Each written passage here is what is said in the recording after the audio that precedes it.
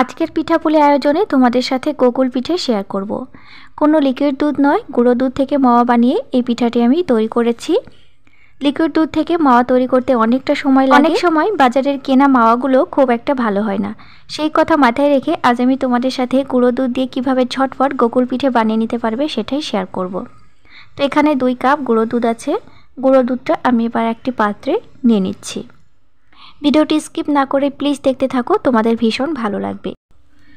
তরল দুধটা আমাদের ঘরে সব সময় থাকে না, তবে পাউডার দুধটা সব সময়তেই থাকে। তো এইভাবে পাউডার দুধ দিয়ে মাওয়া বানালে স্বাদে গন্ধে দারুণ হয়। এবার আমি দিচ্ছি উষ্ণ গরম জল 2 কাপ। বেশ গাঢ় করে দুধটা গুলে নেব।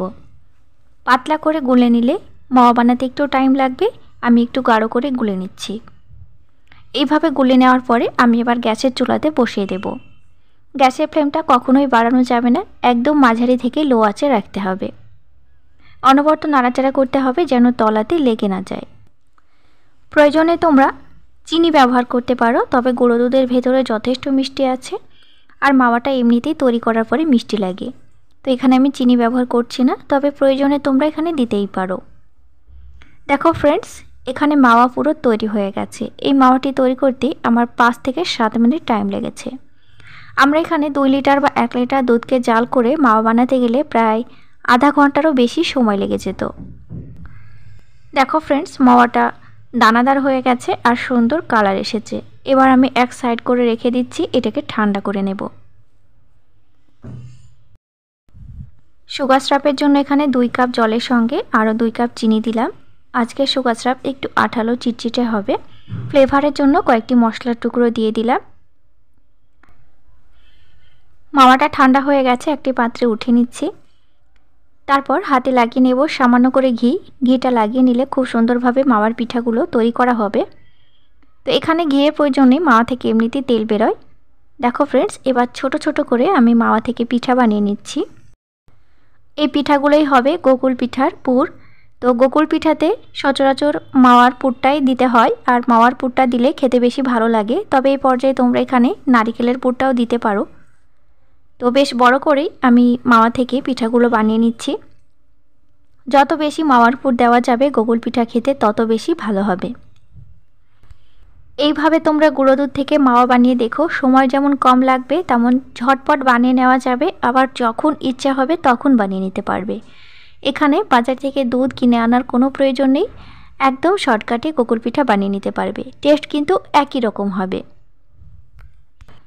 এখানে নিয়েছি 2 কাপ ময়দা, তবে ময়দার সাথে এখানে চালের গুঁড়িটা আধা আধি করে দেওয়া যাবে, আবার আটাও দেওয়া যাবে। তবে আটা দিলে কালারের একটু পরিবর্তন আসে।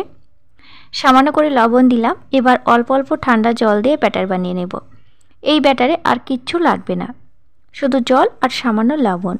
যে কোনো মিষ্টি খাবার একটু লবণ দিলে টেস্ট ভালো আসে, তোমরা খেতে না চাইলে স্কিপ করবে। তোমাদের কাছে একটি রিকোয়েস্ট রইল, যে সকল বন্ধুরা আমার চ্যানেলে নতুন আছো তারা প্লিজ চ্যানেলটি সাবস্ক্রাইব করে দিয়ে পাশের বেল আইকনটি অবশ্যই প্রেস করে রাখবে, যাতে নতুন নতুন রেসিপি ছাড়ার সাথে সাথেই তোমাদের কাছে নোটিফিকেশন চলে যায়। ব্যাটারের ঘনত্ব কেমন হবে তোমাদেরকে একবার দেখিয়ে দিচ্ছি, একবার দেখে নাও। গোকুল পিঠে তৈরিতে যে খুব বেশি উপকরণ লাগে তা কিন্তু নয়, একদম শর্টকাটে আজকে বানিয়ে দেখাচ্ছি। তো দেখো ফ্রেন্ডস, এখানে ব্যাটার রেডি হয়ে গেছে, সাথে আমার মাওয়ার পিঠাগুলো রেডি হয়ে গেছে। তো এবার আমি ব্যাটারের ভেতরে 3 থেকে 4টি মাওয়ার পিঠা দিয়ে দেব। তেলটা অলরেডি বসিয়ে রেখেছি, তেলটা খুব ভালো করে গরম করা হয়ে গেছে। এবার আমরা পকোড়া বা বড়া যেভাবে ভাজি ঠিক তেমন করেই গোলাতে ডুবিয়ে ভেজে নেব। এই পর্যায়ে একটু খেয়াল করতে হবে ব্যাটার যেন কোনোভাবেই পাতলা না হয়। ব্যাটার যদি পাতলা হয়ে যায় তাহলে তেলে ছাড়ার সাথে সাথেই তেলে ছড়িয়ে যাবে। তো আমার ব্যাটার একেবারে পারফেক্ট আছে। তো দেখো, দেওয়ার সাথে সাথেই সুন্দরভাবে বসে যাচ্ছে।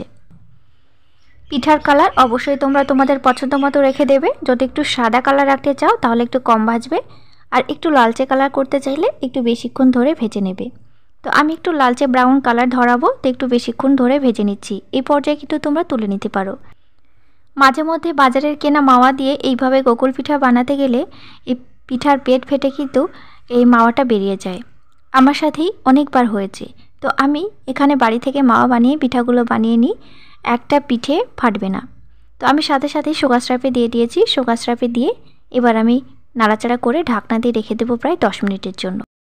10 মিনিট পর দেখাচ্ছি, দেখো গোগল পিঠে বা বকুল পিঠে তৈরি হয়ে গেছে। এই পিঠেগুলো একেবারে ঝটপট, বাড়িতে অবশ্যই একবার বানিয়ে নিও। এবার শীতেই একবার ট্রাই করে দেখতে পারো। আর ভিডিওটি কেমন হয়েছে অবশ্যই আমাকে কমেন্ট করে জানিও। আমার সাথে থেকো, দেখা হবে নেক্সট ভিডিওতে। Thank you.